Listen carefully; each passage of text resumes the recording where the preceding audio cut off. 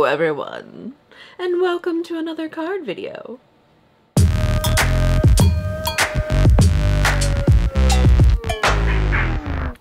Today I have a little bit of a haul video for you because I bought some stuff. And a little bit of a card project because I want to use it. So let me show you what I've got. So I found a new stamp company, you guys. It's called Crafty Meraki. And I could be butchering that. I'm really sorry if I am, but I don't mean to. They just have really beautiful designs, and she's based out of Virginia, which is super close to me. This first one here is called Meraki. The titles of the stamp sets are not only printed on the backer board, but also printed on the stamp sets themselves, the plastic sleeves. So right under Crafty Meraki, Creators Helping Creators, you'll see the 6x8 is called Christmas Miracle, the 4x6 is called Magical Christmas, and then I have a frame-worthy slimline die. I cannot wait to watercolor these images, these hollies and berries, and pump out some last-minute Christmas cards. I also placed a small order with scrapbook.com. I bought this set by Avery Elle called Winter Friends. That's what I'm going to be using on the card project today. I love it. It's super adorable. I love this illustrator. It's one of my very favorites to collect. I also picked up, I'm the last to get these suckers, the 3 new Distress Oxide ink colors. These are my favorite inks to play with. I got Crackling, Campfire, Speckled Egg, and Rustic Wilderness. These are the 3 new ones, I guess, for this year. And I finally got them. Better late than never. So we're gonna be all Jack Sparrow. I'm going to ink blend my background first. I usually start with the background of the card because I have an idea of what I want to make. I guess it's easier for me to build the card from the back to the front. Does that make sense to everyone else? Cool. We're going to use some ink blending tools and Distress Oxide inks to do that. So I have Heffy Doodle's circle frames, and I'm going to use those to cut my aperture today out of a piece of Neenah 110-pound cardstock. Once I get the hole cut out for my scene, we can start placing images to create a wintry card. I know, I'm so sorry that I keep creating the same card over and over, but I can't help it. It's fun. I'm also sorry that I keep using these unavailable snowy hill dies to create my scenes because they're the only ones that I have that are not stitched. Don't get me wrong, I have nothing against stitched, but I like having the option. So I am ink blending this background. I'm starting with the new Speckled Egg, mostly because I wanted to see it on the paper. I'm using my Nuvo blender brush. This lets me get a very slight, very small coating of ink. When I need to switch my colors, I take this color box pad. It's a stamp cleaning pad, but I take it and I brush my bristles against it to wash it, essentially.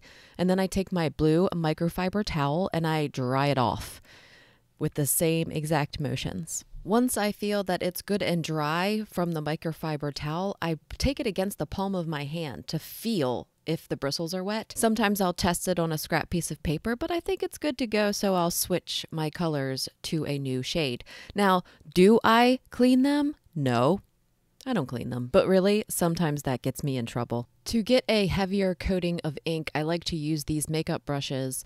They just supply you with more ink than those Nuvo stencil brushes, but because I already have a small coating of ink on my paper already, it works like magic to blend these together, all while making sure the other elements that I've already cut look good with this background. So I want to stamp a few of these snowflakes from the set in the background, so I think I'm going to do that now, and then we're going to splatter. We're going to splatter some stuff. So I knew better. I knew better. I knew better. I knew better.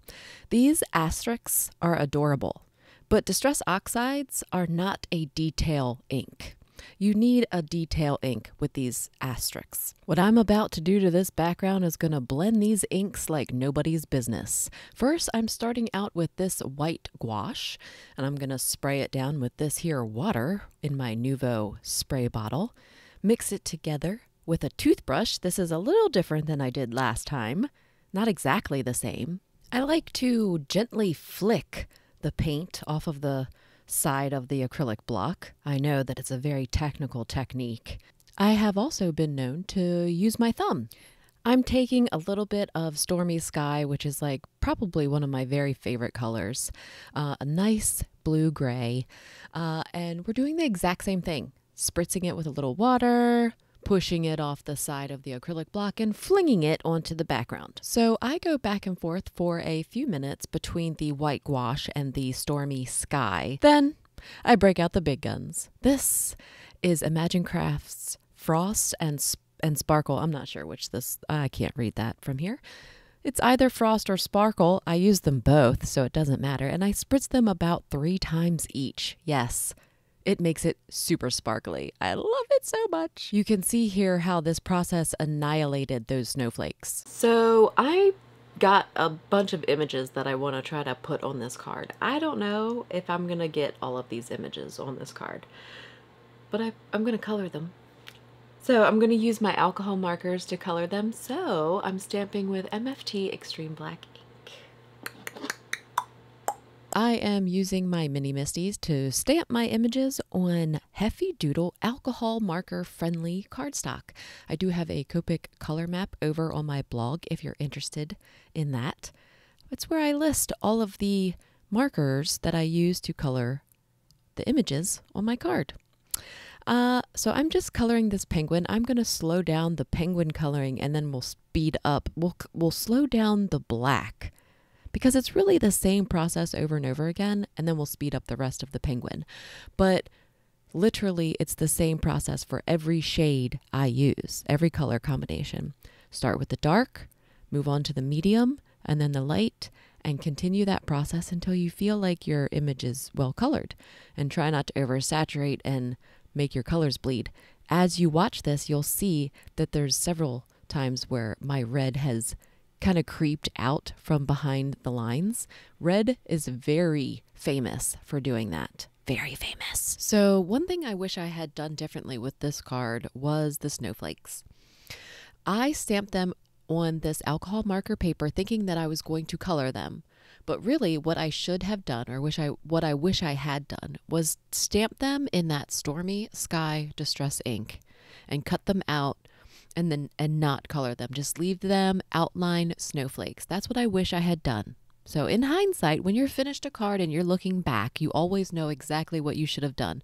That's why people say you should make your card more than once, right? Because you make it one time and then you see how all the ways or things that you would like to change about it, and you redo it. You make it better, you know? Sometimes I don't have time for that. Most of the time, I don't have time for that. So I'm making a card one time, like while I'm filming it.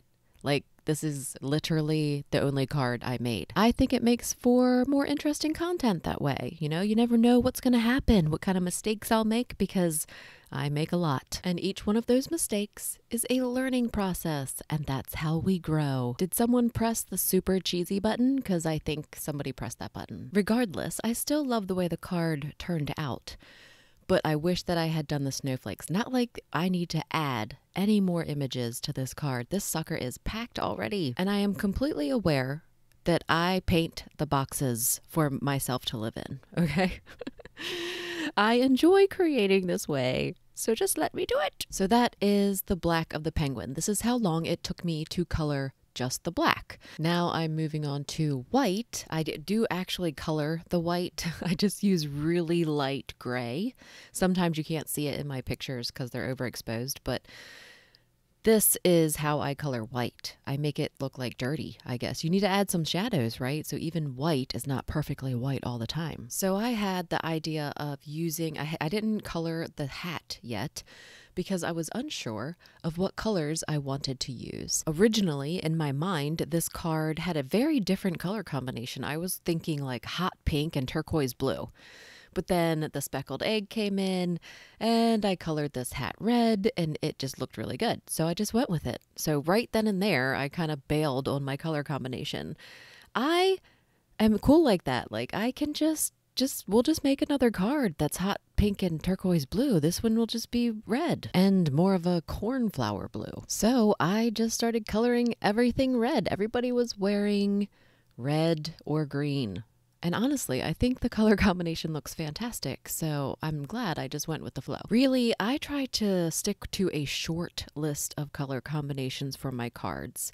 I really like simple designs, and maybe this has something to do with it, but the more I can kind of keep the color combinations to a minimum, I feel like the card looks more cohesive. But that's just my opinion, my approach to card design. So I am using the coordinating dies to cut these images out.